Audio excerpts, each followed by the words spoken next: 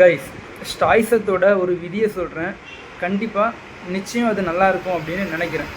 அந்த விதி என்ன சொல்லுது அப்படின்னா, a mistake that makes you humble is better than and achievement that makes you arrogant அப்படின்னு ஸ்டாய்ஸத்தோட ஒரு விதி சொல்லுது. இது என்ன சொல்லுது அப்படின்னா, ஒருத்தன் தோல்வி அடையும் போது அவன் பணிவான மனிதனாக மாறுறான். அதே சமயம் அடுத்தவன்கிட்ட உதவி கேட்குறான். அடுத்தவங்க என்ன சொல்கிறாங்க அப்படிங்கிறத பொறுமையாக கேட்குறான். யார்? தோல்வி அடைஞ்சவன். ஆனால் தொடர் வெற்றியை ஒருத்தர் சந்திக்கிறான்னு வைங்களேன், அவன் அவனுடைய திறமை மூலமாக தான் அவனுக்கு இந்த வெற்றி கிடச்சிது அப்படின்னு நினைக்கிறான். அந்த திறமை மேலே அதீத நம்பிக்கை வைக்கிறான். அந்த திறமை அவனை திமிர் பிடிச்ச ஒருத்தனாக மாற்றுது. அப்போ திமிர் பிடிச்சவனாக இருக்கக்கூடிய சமயம் அவனுடைய வெற்றி மேலே அவனுக்கு ஒரு கர்வம் இருக்குது. அவனோட கூட வேலை செய்கிறவங்க, கூட இருக்கிறவங்க மேலே அவன் ஏளனமாக பார்க்கக்கூடிய ஒரு சூழ்நிலை உருவாகுது.